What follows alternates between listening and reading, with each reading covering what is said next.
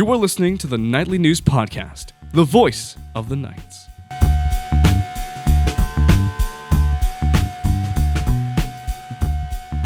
Welcome, everybody, to the Nightly News Podcast. This is Professor Paul Miller, and I am so honored to be here with you today. This podcast is going to be a little bit different than, of course, our typical format that we have here as part of the Nightly News Podcast. This is episode number 199. Just like we did back before episode number 100 many moons ago, we are using this space here to do a best of show. These best of clips are going to come since episode 100 and span a variety of years. We're going to basically go through each one. We're going to talk a little bit about the context of that particular podcast, and then, of course, we're going to play a brief clip from that episode. As a personal note, this is such an important episode to me personally. As we look back to the Nightly News Podcast that started all the way back, our first episode aired on February 9th of 2016. It's been more than 8 years, coming up on 9, that the Nightly News Podcast has been, in your rotation. First and foremost, I want to thank everyone from our current students to our amazing alumni and our Nightly News Hall of Famers, to our faculty and staff, administration, and exterior alumni members who have made this podcast what it is.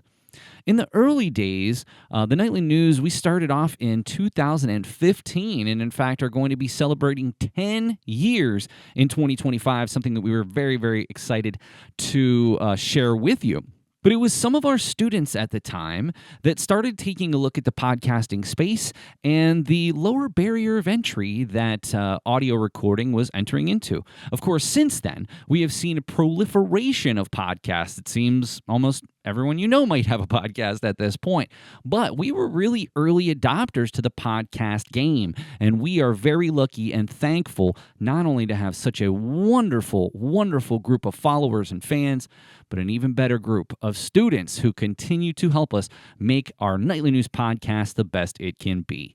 So again, we are going to take a look back at some of our most memorable episodes that we have had over the past 100 episodes as we look forward to episode number 200, which will be out later this term. We are also celebrating, as we record this, our open house for our podcast studio. And as a spoiler, that will be our 200th episode. Guests that we have from our open house are going to stop in and tell us and reflect upon their experiences with the Nightly News. And I look forward to putting that all together for you. So as we get started with our recap show, our best of show, I want to go all the way back to 2019. In episode number 107, Professor John DeLeo joined us in one of his final podcasts before he retired after 30 years of service to Central Penn College. During this episode, he had the opportunity to talk about something that was very special to him, and that was the annual Legal Studies mock trial, something that the Nightly News covered for several years, over the last couple of years of Professor DeLeo's tenure here. So for those of you who know and love Professor DeLeo, he's going to kick us off from way back in November of 2019, episode 107 with John DeLeo.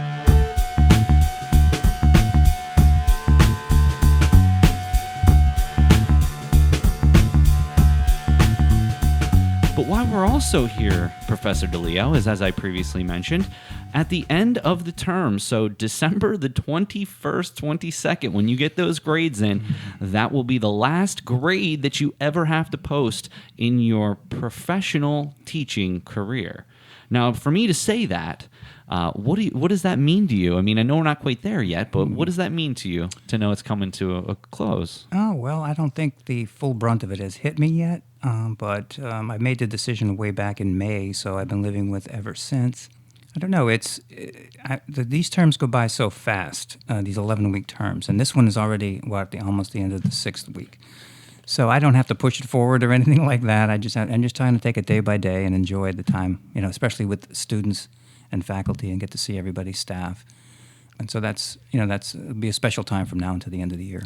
Now, I've got a long time before I'm going to be hanging it up if I ever, looking ahead, it's me in retirement. I'm not even in my neighborhood. But if I was in your position, one thing that I would guess that's probably the most difficult, I mean, I'm sure you're not necessarily worried about the day-to-day bureaucracy that happens in any job. Mm-hmm. I think what's most rewarding for me personally is working with students.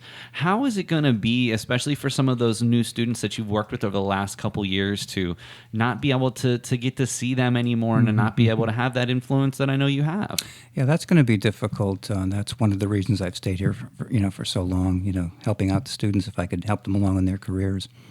And it's interesting you said that, because I was advising my students this last time. I helped them with their schedules for 2020, and I was thinking to myself, this is the last time I'm doing this. And there's a couple of the students who are really enthusiastic. They're starting out. They want to go to law school. And I was thinking, gee, I'm not going to be here like I have for the other students to see them graduate and see them go on. So I guess it made me reflect a little. It made me a little sad too. Yeah. I've been here just long enough that I have been able to see students that I had in their first classes, like literally their first classes, to through them being here to finding their first career position to now being a professional. And that to me is why I do this job. Again, there as with any job, there are certain things that you are not going to be memorable, and then there are certain things that are going to be memorable. And I remember one student who I do talk to still quite a bit, Caroline Weir, who now works at PSECU. I had her in her first college class. It was also one of my first college classes. And not to see her, a big wig over at PSECU and helping now our interns, it's such a rewarding part. John, you've been here for 30 plus years. You started in September of 1989. You are a 3-time Faculty Member of the Year award winner in 1990, 92, and 2005. Now, as you look back on not only the longevity of your career, but also those significant awards, and I'm sure there's a myriad of other awards that you've won over the years, what does that kind of recognition say to you, from the school's perspective? Yeah. I think that's at the top of my list. I always when anybody wants to ask me questions about my career, that's usually the first thing I put. And even in my office, I don't have. A lot of people have their degrees, their diplomas hanging in there. I don't have my diplomas. I have the 3 plaques I won, and that's probably what I'm most proud about, winning that 3 times, and just that's most satisfaction I think I've had.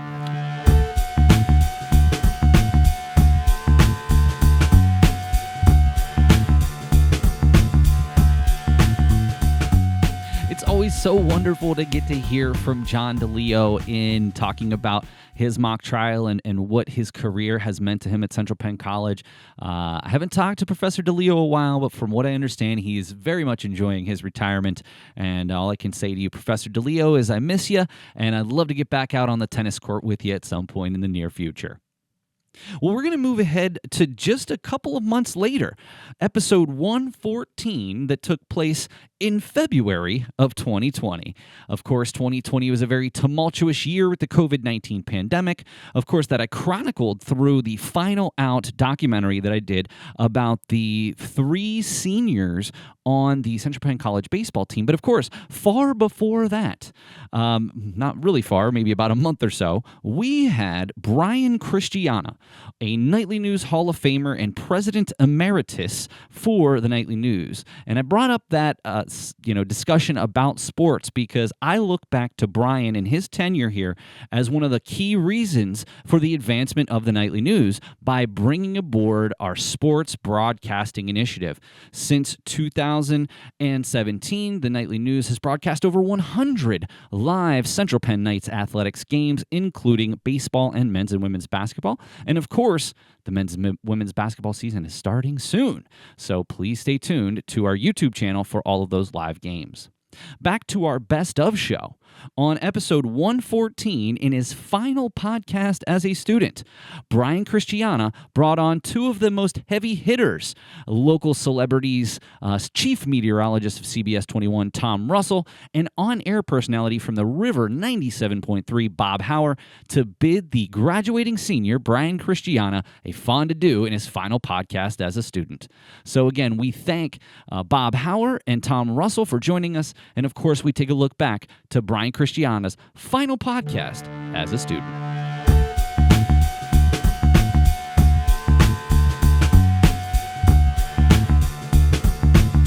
But Brian, I got to tell you, everything that you've done here, look, have you made mistakes? Sure. Yeah. But you learned from those mistakes. In fact, I wouldn't want you to have been perfect because you wouldn't have learned half of what you learned. Yeah. And I certainly hope that not only do you take advantage of anything I can do to help you, you've got two other people here that are more than happy to help you. So, well, let me just say you've been an inspiration to watch because it's kind of got re-energized my love of broadcasting when I see you get excited about broadcasting and you looking at Bob and going, man, this guy really helped me.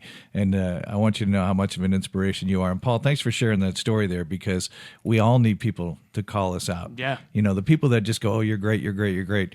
They're not really helping us. It's people like Professor Paul going, you know what? You need to step up your game. That's going to make you better. Part of our industry, and Tom and I, we have had a couple of very interesting conversations about as our industry changes, challenges never stop. We've both in the past 2-3 years really had to take good looks at what we're doing now and do we have to do things differently and maybe it's even concerns and again how do we figure out the next step, and that is going to be present in your career no matter you do this or anything else. The key is how you meet those challenges. We have to make mistakes and make the mistakes now. You're going to make mistakes later on really, really pivotal moments, and you're going to have to forgive yourself and move on. But you are going to have to always keep in mind that you are not perfect. The people you are talking to are not perfect, and that's okay. And when you're challenged and you're not sure what to do next, people who have climbed further than you have those same challenges and feelings. You are not alone in that. No matter how established you think we are in where we're at, we have had true moments where it's like, I don't know what tomorrow is going to be in this career. And this 20-year career, the gray hair could tell you how many years that is, but how quickly that snap can happen. Yep. And we all could find ourselves there. Come to those challenges and know that you're not the only person who's had to meet them, and continue on. And when you get derailed, get back on and do it again. Brian, I hope that you do one favor for me. If it's one thing that you do on an annual basis, set your calendar, I don't know, pick a date, and listen to this podcast every year for the rest of your life. I think that would help if you ever get down, or if you ever get passed over for a job, which you will, we all have. If you ever feel like this isn't the right industry for you and question yourself if you made the right decision, before you go on, if that ever comes into your mind, I want you to come back and you listen to this podcast, and I have a feeling that might be the inspiration you need to keep it moving. Yeah, no, I'm very appreciative for all three of you here today. I mean, this was such a blast to just have a normal conversation with you all about the media, the industry. Professor Paul, you the man. You always will be. I'm very appreciative for giving me the opportunity that not many people have. I mean, coming to a small campus like this and making it like our own. I think of our biggest accomplishments. Club of the Year by far was the biggest thing we've done. I agree. That's something that I would have never imagined taking over. We were 5-6 months into the presidency, and we get Club of the Year. Greatest accomplishment. Tom, I look at you as a role model, man. You're just super cool on the TV. Again, when I see you in the CAF, it's just awesome. Every Saturday morning, you're the first voice I listen to on the computer because when you send me those emails, I mean, it brightens my day. Well, thank you. Yeah, it's awesome. Bob, May 5th, 2016, man. I mean, or May 19th, I'm sorry. May 5th, May 5th was the prom. I'm sorry. I was not at the prom with you. No. But no. May 19th, 2016, all started. It'll go on forever. Thank you for everything. Bringing me in and with the family. Every month, wrestling pay-per-views. Giving me a job. I mean, can't ask for anything more. I gave you nothing. I gave you nothing that wasn't given to me. And as I hear you talk about Central Penn, I really want to point this out. The Club of the Year and everything. it's only this way because you wanted it to be. So if you have the ability to want something into being, what do you want to do next? Because it's going to happen. So want it, and you'll find a way. You're right on. I mean, it's just these three people, man. You guys have all had such a big impact on my adult life so far, and I'm just so appreciative. Well, Brian, I think I can speak for all of us that we're appreciative of the efforts that you made, and frankly, you're sitting here with us today because of the type of person you are and because of the goals that you have for yourself. So, gentlemen, first of all, thank you so much, Bob, Tom, for taking time out of your day to be here.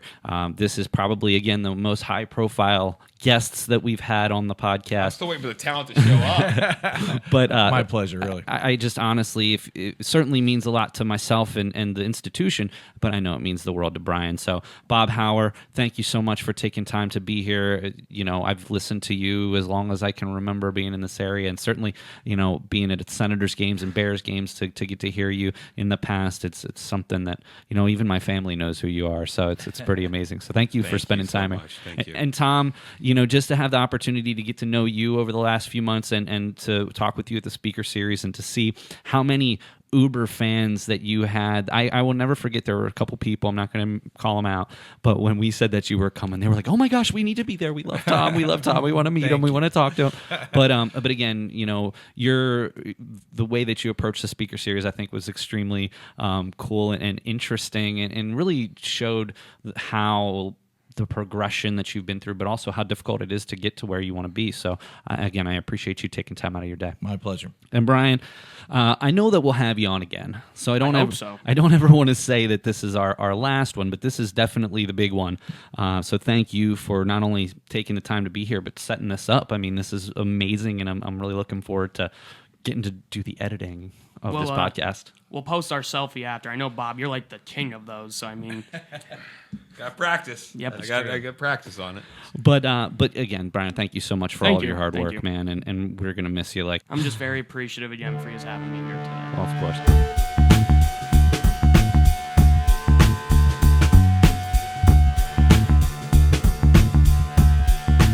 Of course, again, we thank Bob Hauer and Tom Russell, local media celebrities, for joining us on the Nightly News Podcast. And as I think back, maybe two of our highest profile guests. Of course, Brian Christiana as well. But this is going to segue into something else that I want to share with you about Brian Christiana. And the fact of the matter is, you know, we were just talking about COVID before our last clip, and COVID did impact the Nightly News Podcast. In fact, as I look back at some of the episodes that we did have an episode, a couple of episodes after Tom Russell and Bob Hauer, went all the way up to 116 that aired on February 25th, 2020. In about 2019-2020, we went from an 8-time per term podcast to a 5-time per term podcast, meaning that instead of them coming out each week for 8 weeks, we basically did the even numbered weeks for a variety of reasons. But that being said, we hadn't had any scheduled anyway, but of course then COVID took over.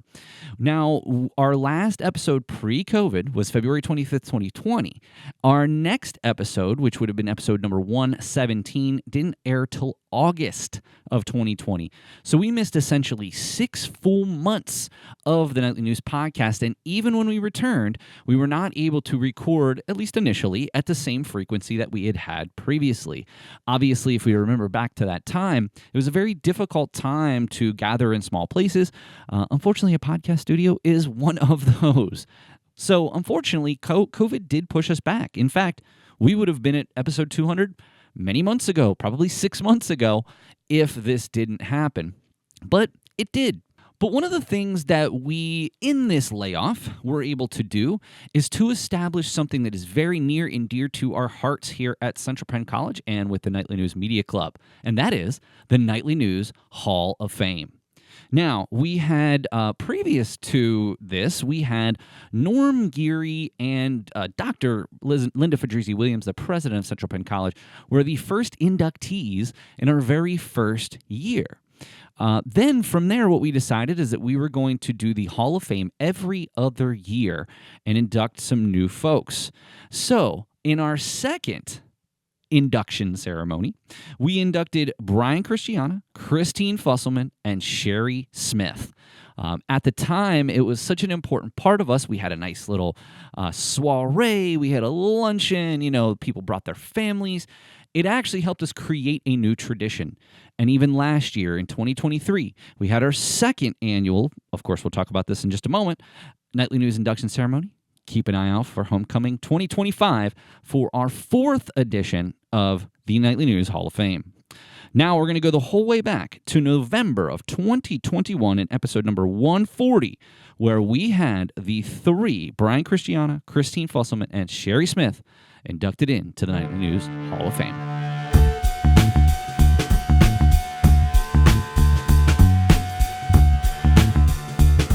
We have just a few more minutes because, we have a little bit longer of a show today, but I want to kind of just walk you through a couple questions that I'm going to ask everyone today.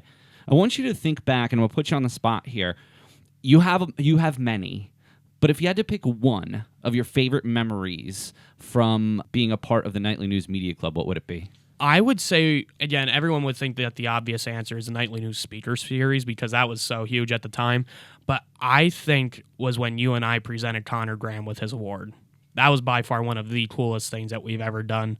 And it was also, if I'm correct, the first person to ever win that award. Yeah, right. So what Brian's referring to is we have an annual club and athletics banquet. And one of the things Brian actually came up with this idea, he's like, as involved as we are with athletics, why don't we give an award? And the award can be, yes, definitely worrying about academics, 100%, definitely worrying about on the field, but also to what extent are these individuals allowing us access? Because frankly, some players are really cool with it, and some people just don't want anything to do with it, which I totally get. But I do remember that. It's interesting that you say that because that's definitely a memorable experience.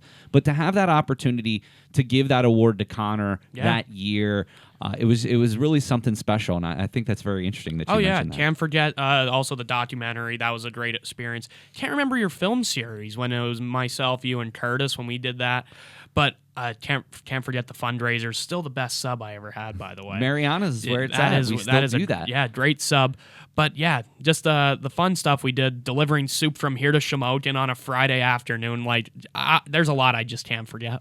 So when you think back to your time with the club, who was one of the, obviously, again, this is a very difficult thing to put into words because there were so many people who were a part of the club. Of course. But pick one person who you had a bond with that you'll never forget, and you'll always have a bond with that person because of the club. Oh my goodness, man. You're putting me now that's like an on the spot because everybody had their own little part.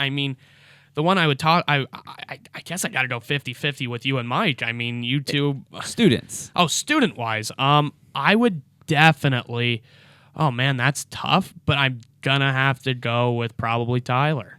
Tyler and I we're still close friends. I'll give Dylan his shout out too, because Dylan was personally one of my closest friends. Still talk to him very often.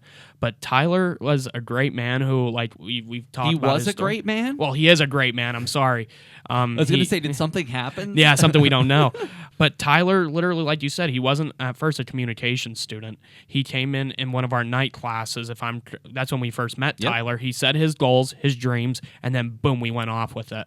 Tyler now is involved. He's doing basketball and baseball. I think that's a huge success story for myself, the Nightly News Media Club, and for Tyler. That was great. That's really cool. And of course, both Dylan and Tyler were sort of your vice presidents while you were here, so they were sort of your right-hand people that helped you get to where you needed to be.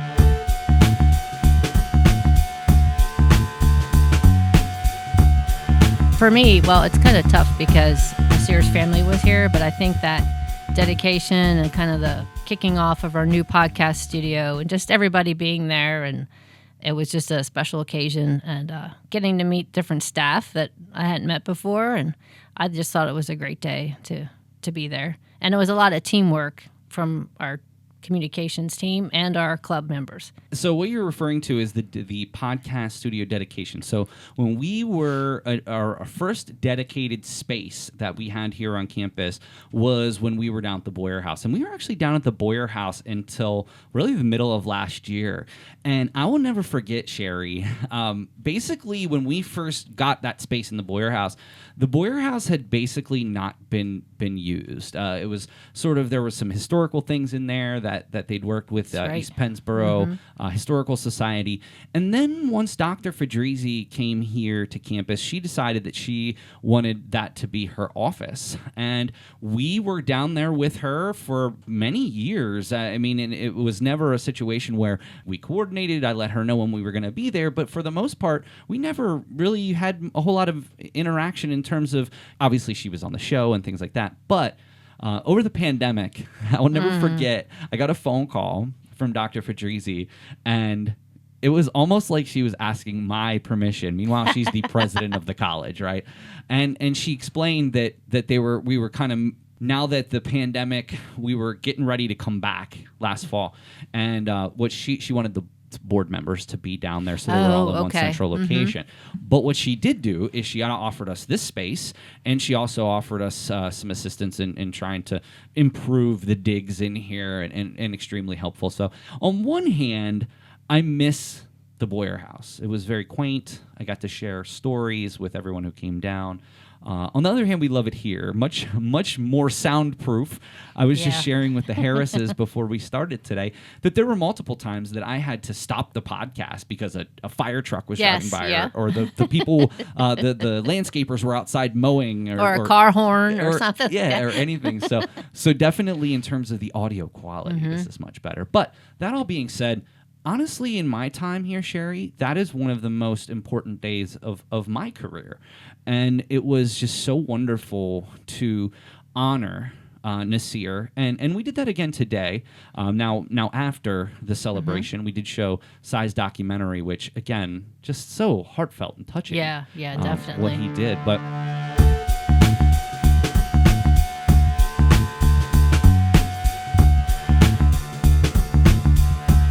when you think about the club, what was your favorite memory? Wow.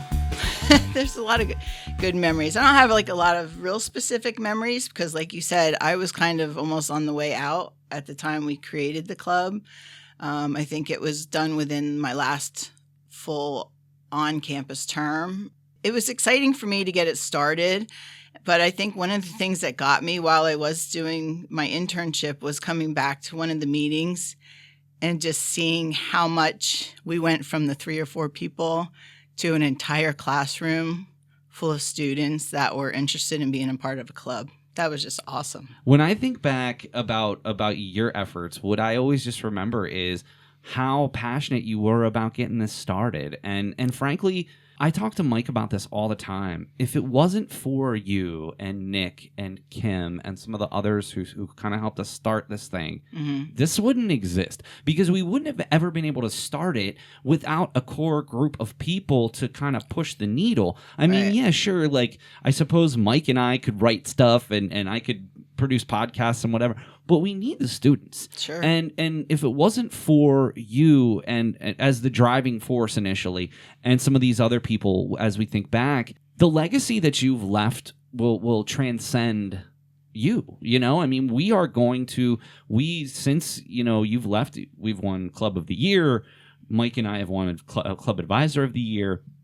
And it's all because of the efforts of you and that small group of highly dedicated students. Right. So I understand what you're saying, but we look at you as, one of the people that if it wasn't for you and your efforts, that this wouldn't exist. Yeah. And, who knows where we are as professors here at this institution.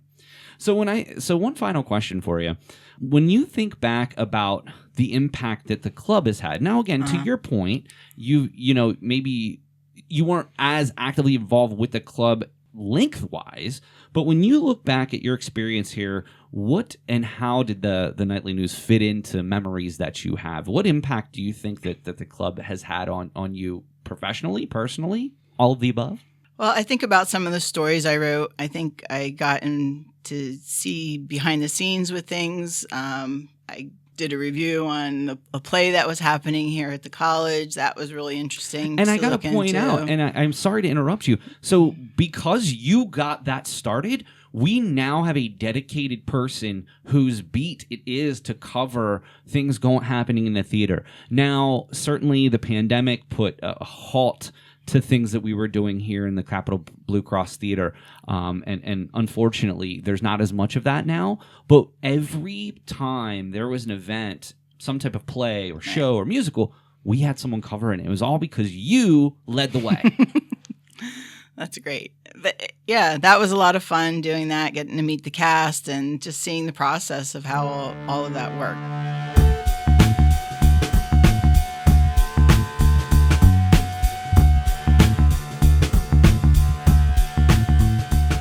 You want to talk about three people who have made significant strides in not only the development, the inception, but also the growth of this organization. You can look back to our Hall of Famers, Brian Christiana, Christine Fusselman, Sherri Smith. And these folks, really without them, I don't know where we would be today. And so I always want to make sure that I let them know how grateful I am for their efforts during their time here and, in some cases, even after they left.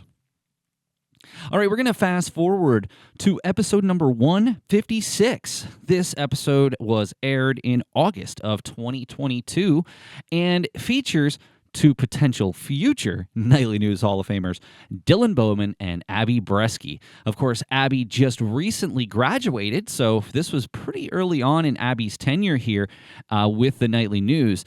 But one of the things that I look back to in my own career here as one of the highlights was our experience with the West Shore Connect program. After, or really toward the end of their first year here, this is now, I believe, year 3 here, maybe even year 4. Gosh, it's crazy how fast time goes. But the West Shore Connect program is ran through the West Shore School District and offers those with special needs to attend college classes and be exposed to college life with their appropriately aged peers.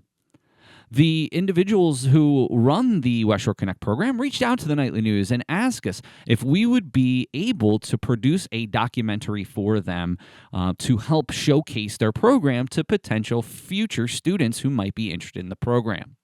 Now, I want to give a shout out to all of the people who were involved here. But the main students who were involved was Janelle Dulac, who has gone on to do amazing things, served as our director. Dylan Bowman was the director of photography. I was the producer, and Abbee Breski, in one of her first main duties as a Nightly News Media Club member, was the assistant producer on this PSA. And even now, as I look back, the West Shore Connect program still to this day uses the PSA as a way to market their program, and is something that we were all very, very proud of. But this was not something that came easy. It was filmed on multiple days. There were a lot of moving parts. We had to get people down here from off campus. We had to have a shooting location. So there were a lot of ins and outs. It wasn't just as simple as point and shoot. It was a lot of planning that went into this, a lot of pre-production. And then, of course, after the fact, we had a lot of footage to go through.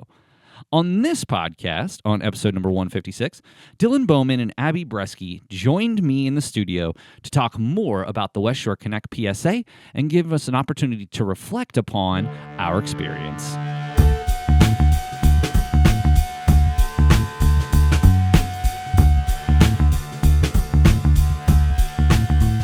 All right, so over the course of, let's say, February and even into March, and I believe we got them a script and a shot list in April. And we basically explained to them what our vision was. They loved it. We got the shot list. They loved it. And then it comes time to putting everything together. And we had basically, to Dylan's point, 2 days, but better part of 3. But the biggest thing was we had a variety of scenes outdoors. And when we shot that, I believe that was in late April or early May, it was still a little dicey how outside was going to look. But share about the day we actually got to shoot outside. Well, the day we got to shoot outside was beautiful. We had great weather for it, and then if I'm remembering correctly, when we went inside, it was cloudy, maybe even raining. It something of that rained. nature. I mean, we Yeah. just got so lucky. And so that's another part of all of this. Like, if it would have been the opposite, now I guess we could have, and we kind of planned on that. Like, okay, if the first Wednesday is nice, we're going to shoot outside. If it's not, we're going to shoot inside. But we just got the perfect weather, the most beautiful day to shoot outside. And I think we had, like, I don't know, 7 or 8 different just random places on campus that we were Right. taking really essentially B-roll. But that, to me, some of the shots you got of like the Boyer Creek and even just some of the very picturesque places on our campus were really, really put this video over the top. So I appreciate, your kind of location scouting, but any of you who are listening to this, take a walk today. Walk around the campus. Our campus is so beautiful, and there's so many just small little nooks that just add to its beauty. And I think, Dylan, you did such a great job of capturing that. And I really think our campus and that scenery and that backdrop really helped this video really go over the top. So I give you a ton of credit. Thank you very much. So we got the first day, and again, we filmed at the library, and we filmed in the underground, and of course, we filmed outside by the pool, and there was we went down to the fire pit, and Dylan even got some shots of the creek. But really, what the bulk of this was bringing in a lot of different people and interviewing them, and that can be difficult. And so what Abbee's job was here, we had one scene was actually just the Connect students came to one of my classes, and we had a really interesting day. We did a really special assignment, which I thought was not only relevant to the class, but also relevant to all the students. And so Abbee was there for that and did a wonderful job. But where Abbee really shined as the assistant producer of our video was she was really the person that was driving the interviews. So like Dylan and I were upstairs in one of the bedrooms, conducting the interviews. But Abbee was such a valuable piece because she was keeping organization downstairs. She was also kind of updating people on what it is and what our goals were and what some of the questions might be. Abbee, as somebody who's admittedly never done something quite like this, what were you feeling when you first got there that day? I think definitely a little bit overwhelmed.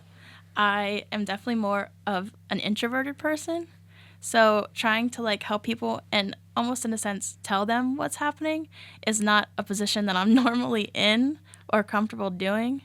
But I think overall it was just a good learning experience for me and just realizing kind of what more I am capable of. Without question. I mean, even though Dylan's done a ton of stuff like this and Jen's done a ton of stuff like this and I have too, it's all still new. I mean, it was the first time we'd all ever really worked together in that capacity. And even something like that was probably a bit more involved than a lot of the things that I had done in the past. And even Dylan, a lot of the stuff that Dylan's done in the past was more scripted, I suppose you would say. Yeah, pretty much. And so this was just such a difficult thing to all bring together. But as we look back on it, it was so amazing how it all came together. Everybody did a perfect job. Everybody involved, which is really just the 4 of us. And I don't want to, downplay any others who were involved. Of course, all of the folks from the West Shore Connect, right? But just in terms of the production of the video, it was Jen, it was Dylan, it was Abbee, and it was myself. And I got to tell you, all the time that we put into that, getting ready, it just made everything so smooth on the day of. So that pre-production time really was super helpful. But to Dylan's point, it was half of a day and another, hour and a half, and then another relatively full day. So we basically filmed everything in about 2 days. But then Dylan had the monumental job of having to sift through everything and turn it into an actual story with a narrative. How difficult was that for you to put together? It wasn't so much difficult as time consuming, I would say. That's one of the biggest things for editing is that I find it's not hard to do as so much as it is time consuming. Like you'll look at your watch, it's like, oh wow, 4 hours have passed and I'm this far. That is the one thing that I remember from putting my movie together is, you would just be engrossed in it for hours and hours and hours, and like half a day would go by and you feel like you hadn't done anything. Right. Fortunately, we did have a pretty good, again, it's hard to script it because it's an interview session, but I think that we had a really good idea, and I know for me, like I would just try to isolate some sound bites that I thought were going to work with that specific section. But I got to tell you, You came up with it so quickly, and the first time that I remember seeing the video, I actually played it in a club meeting, and gosh, it literally brought a tear to my eye. Like, that's how amazing it was the first time that I saw it. And even, when we asked them, because we were doing it for a client, to give the approval, and they loved it. There was like 2 things that needed touched up, and that just goes to show you like how amazing of a job that you did putting this all together. Well, thank you very much for that. It means a lot.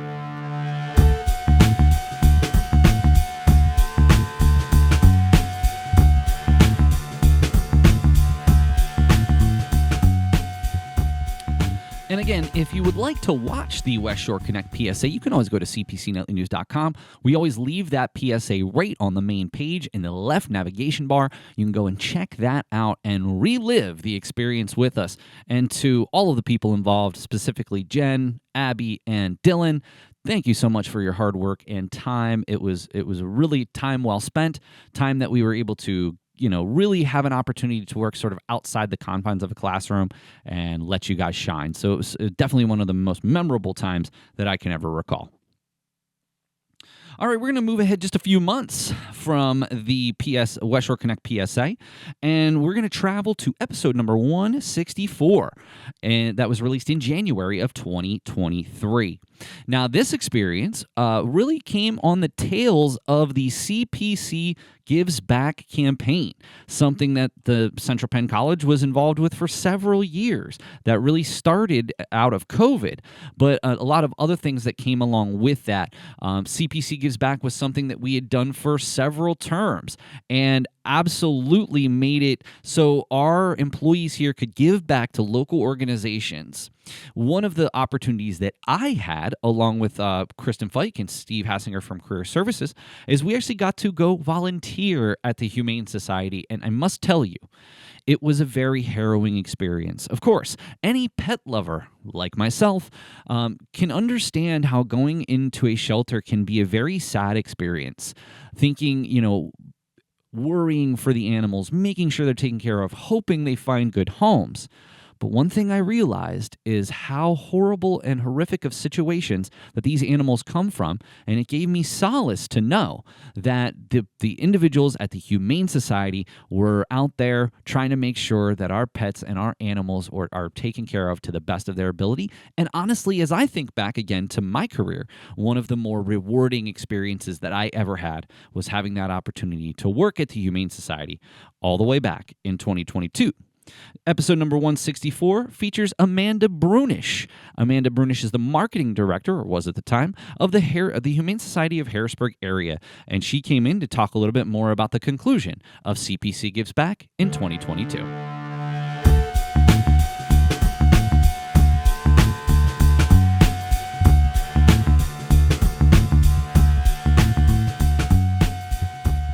But where we really got some opportunity to do some fun stuff was when we got to make treats for the animals. And it was so great because I worked with Christy, who was the community relations director, and we basically had free reign to make whatever treats we wanted to. Of course, she supplied us with all types of materials, and it was just wonderful because when you really get to see what goes on at the Humane Society, it's really eye-opening and I think can be sad.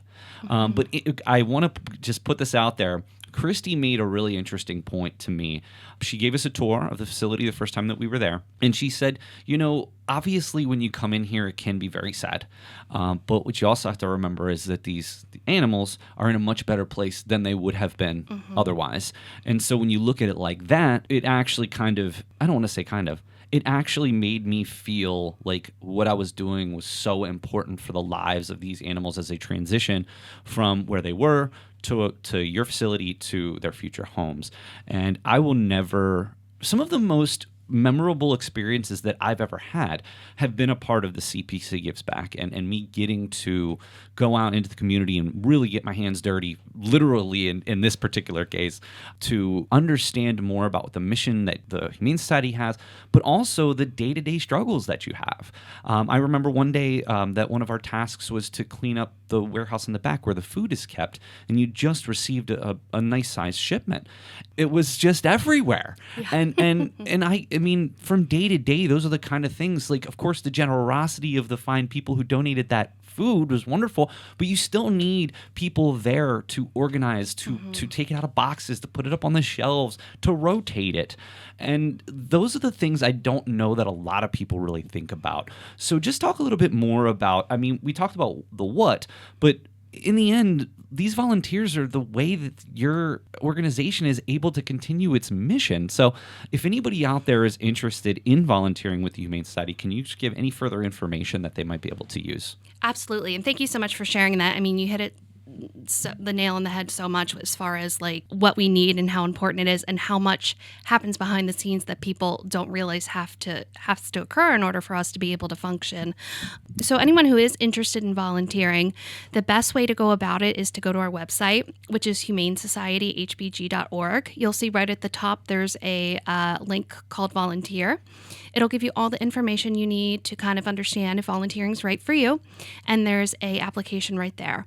You just fill that out and our volunteer coordinator will get back with you, chat with you to make sure we have something there that's going to be a right fit for you. And we'll go ahead and start getting you onboarded so that you can get going with us. But yeah, I mean, as Christy said, and she always hits the nail on the head with that, as far as being at the shelter means that they're at a better place. You know, they've been through something. They're here now. We're going to take care of them and we're going to get them to their new home. And that's the important part to remember, because shelters are, it is sad to see all the animals knowing that they don't have a home, but they are moving up in the world. They're going to a better place. We're going to get them a home, and things like the volunteers here, like you talking about, like making treats and things like that. We're always trying to find ways to make the day a little bit brighter for them, and that's we need volunteers to be able to help and do things like that. So well, they do have a home, and it's a caring home. Yes, it's just sort of a transitional home. Yes, and that's a perfect way to look at it, and I appreciate you saying that, because yes, absolutely,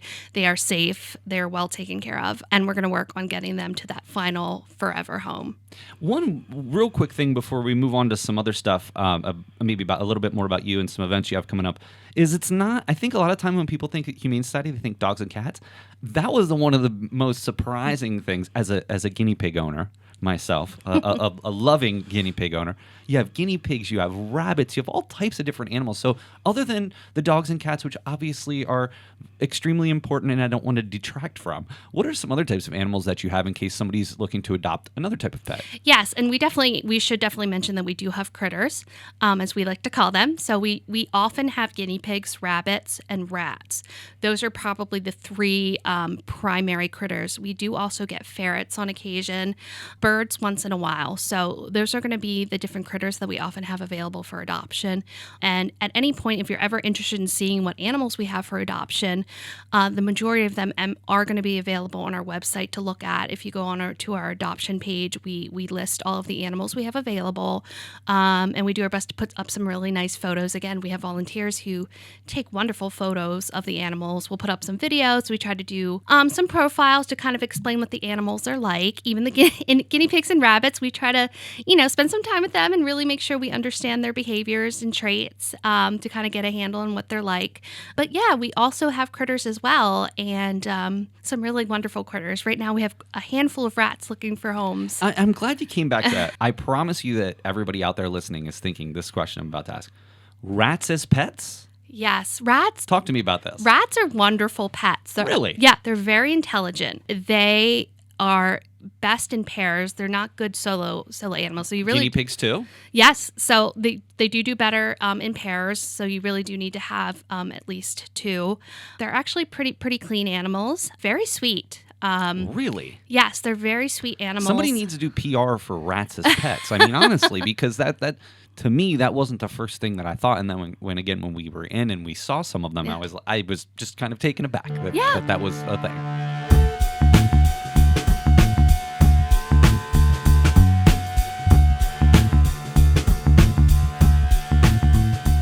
Again, again, I can't tell you how important it was for me to have that opportunity to work with the Humane Society. Totally changed my perspective on shelter, animal shelters, things like that, and about the hardships that these nonprofit organizations face. So as a small PSA, please go out and support any of the local shelters. Adopt, don't shop, all of those things, especially if you're an animal lover. We have to continue supporting our local Humane Society so they can continue doing the amazing work that they do. All right, we're going to move on to episode number 173.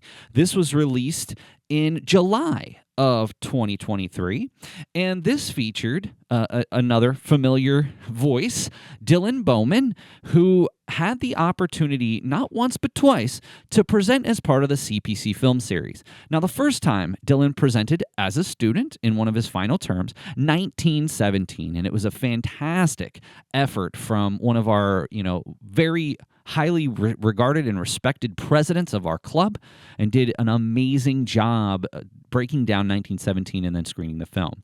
However, later on in 2023, Dylan had an opportunity to do something that no one else has ever done in the history of the CPC film series, and that is screen his own film. Dylan's film, Vintage, was a very unique short film that I still remember to this day. And I have to tell you that I've never felt so much pride for someone that had the opportunity to come back to his alma mater, share his creative work with his fellow students and faculty and staff, as well as alumni and community members. It really meant the world to Dylan, and it meant the world to us as part of the CPC film series. So I want to go back all the way to episode 173 in July of 2023 that highlights Dylan's experience presenting Vintage as part of the CPC film series.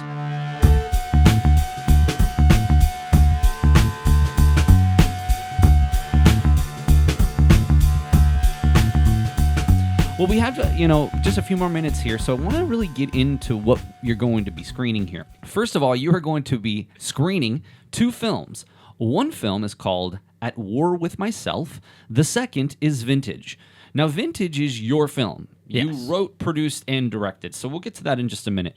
At War With Myself was from a gentleman named Dominic Mangle, who directed the film, and you are the director of photography. So let's talk a little bit about the differences between these 2 movies in terms of what your role was for someone who might not be familiar with some of the nuance. Absolutely. So I was the director of photography for both films.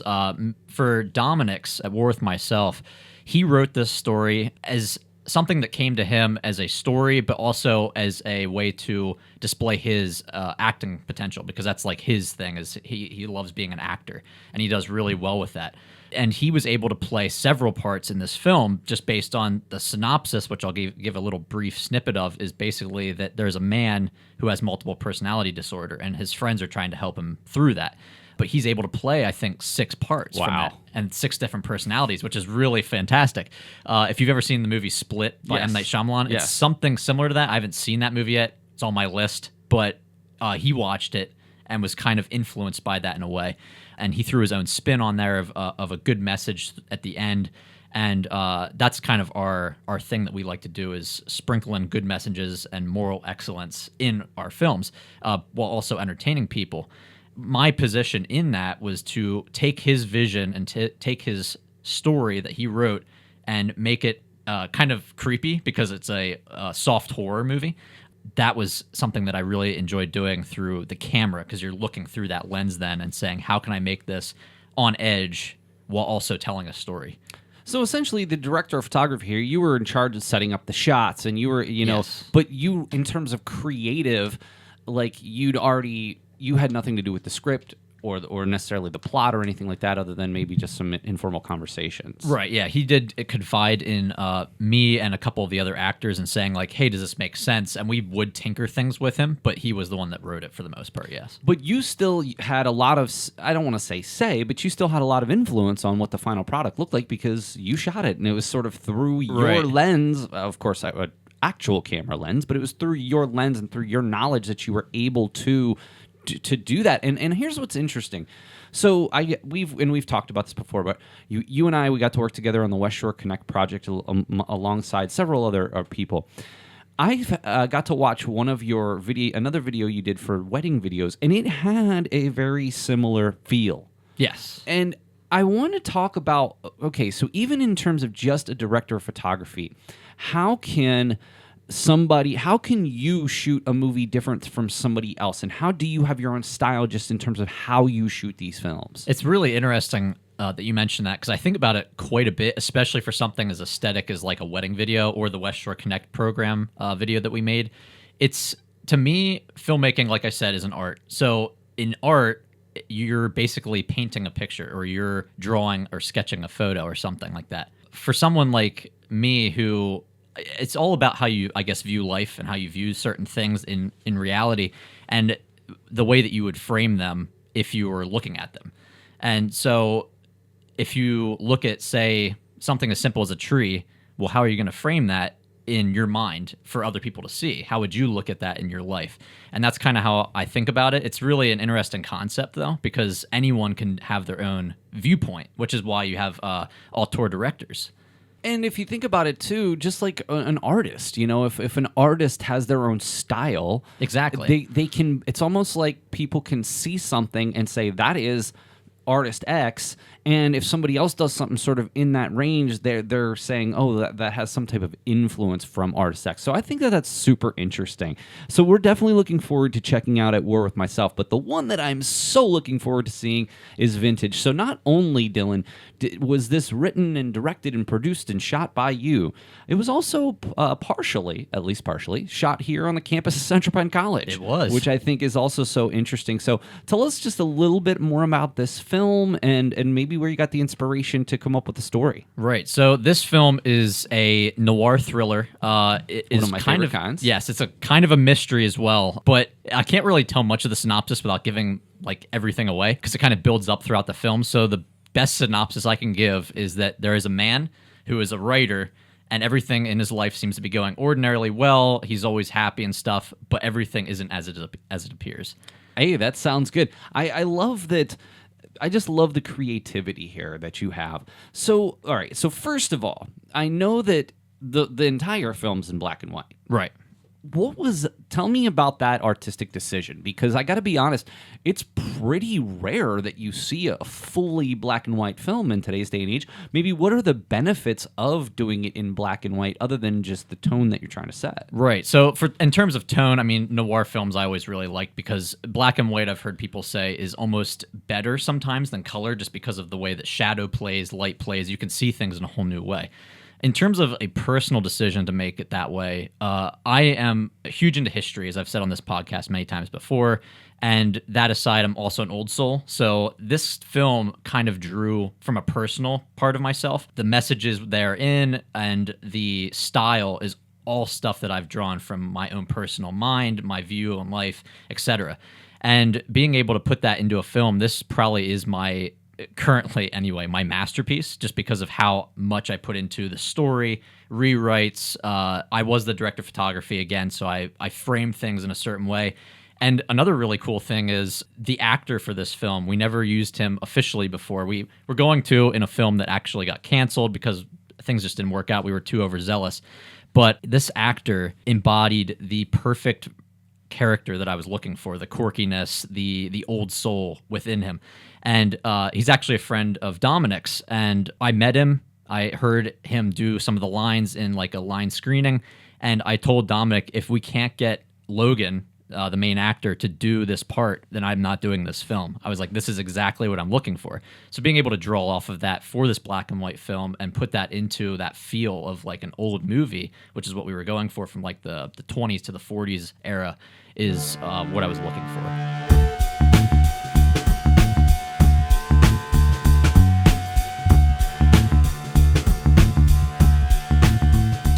On our last clip, we are going back to episode number 190. The most recent podcast that's on the Best Of show today is going to be from May of 2024.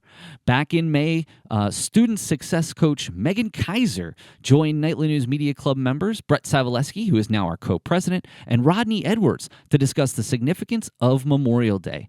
Both Rodney and Bret were both military men who served in active duty, and bringing them in to discuss a bit more about what the Memorial Day holiday meant to them was a really significant episode in the history of the Nightly News. So again, we're going to go way back to episode 190 from May of 2024, where Megan Kaiser, Bret Saveleski, and Rodney Edwards discuss the significance of Memorial Day.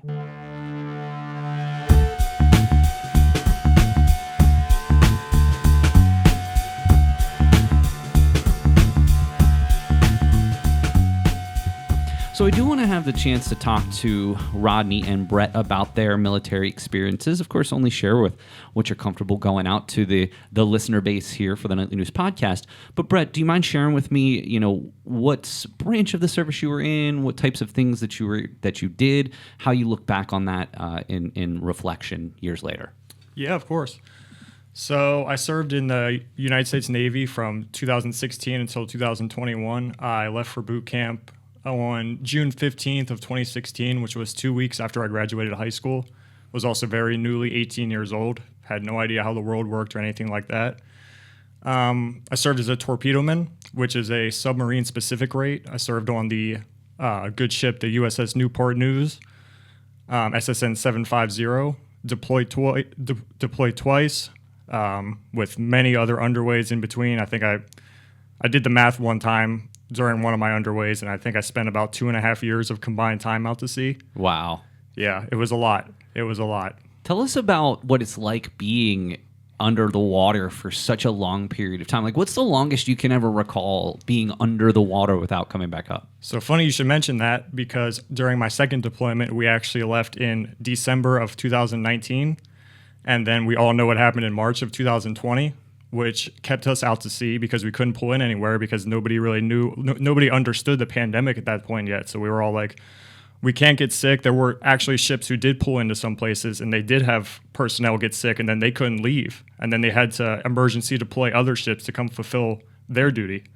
So that first underway on that second deployment that I was on was 136 straight days we were out, which broke the United States fast attack submarine record for longest underway. Oh my gosh. 136 days. 136 days. That's over 4 months. That's 4.5 months. Yes. We actually had to send out an emergency message to an aircraft carrier who was in the area to come meet us while we were out to sea in the middle of the Atlantic to give us food because we were running short. Oh my gosh. And how many people were on that ship approximately, if you had to guess? About 150. That's unbelievable. And talk to me about like what it's like. Now, obviously, I think we all sort of remember what it was like those first, that first few weeks of COVID. Like, we don't really know what's going on. Everybody was sort of just staying at home and not leaving. What was it like for you being sort of isolated on that ship? Like, were you able to get news updates, or did you have any contact with the outside world? Yes, that is the one saving grace that I think helped everybody kind of keep their sanity while we were out that long, because we didn't understand this thing. All we heard was everybody's losing their jobs, all these businesses were closing. The one saving grace that we did have was every day, twice a day, we were able to come up to periscope depth, raise up our antennas, and get emails, which is our only form of communications out there. So we were at least able to pretty regularly check in with our family just to know what's going on. And did you develop a different type of bond with the people who were on board because of being in that close of proximity for that length of time? Well, that happens regardless of how long you're out. I've always said this, the greatest thing about the submarine service and the military, but from my experience in particular, is that you are closer to these people than you can even imagine, closer to family members. I mean, you're literally sleeping. If you're in a middle bunk, you have a guy 3 feet on top of you, 3 feet underneath you. You get so close to these guys that you have no choice but to get along with them. And yeah, I made some of the greatest friendships while I was on that will last forever. People I still talk to every day. And yeah, it's very important to just, also for contact after you get out, because I know people who are all over the country. So if I ever were to leave Pennsylvania, I have 3-4 people in most, like the East Coast, West Coast, Midwest, that I could reach out to and be like, hey, what's living here like? Support system. It's a big support system. Yeah. Yes, absolutely. Fantastic. Well, I can't thank you enough for your service. Honestly, it really means the world that you've decided to come here to Central Penn and you've gotten to share those experiences with other students. I think that's just so valuable. I can't even put into words. So thank you so much. My pleasure. Well, Rodney, I want to come around to you and get a little bit more of a sense of your experience in the military. Why did you decide to go into the military? What experiences did you take away from that time with the Air Force? Like Bret, I didn't exactly join right out of high school. I waited about 4 years. I've had family who was in the Air Force, a father and a grandfather, so I had a feeling I was going to go in there eventually. After about 4 years of just not having any success or any luck in the civilian side, I decided I'd take the leap. That's when I decided I'd join the Air Force because that's what I was familiar with. Spent 2 months in training in Texas and San Antonio, and then I spent about 6 months in Wichita Falls, Texas, and after that, it was just kind of a standstill over in Florida for a little bit. I did get deployed twice, though, so I got to leave for about a year and a half. I went over to Afghanistan for the first deployment, and then the second deployment, I went over to Qatar, and joining the military has definitely taught me how to grow up, how to be responsible, basic adult things that you don't even think about prior to joining the service, and just having respect for life in general, because you get different perspectives from just being all around the world.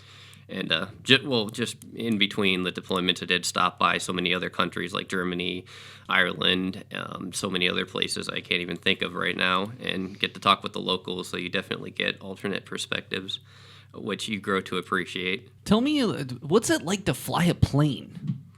Imagine vertigo. You got to get used to that a bit, because when you're traveling around on a plane, you're just up in the air and you kind of feel the movement. If you're in a fighter jet, you can go upside down. I was always in the heavies though, so you just got to get really used to the way. It's almost like being on a ship. It's the same kind of feeling. That's awesome. Well, again, Rodney, I can't thank you enough for everything that you did, being active duty.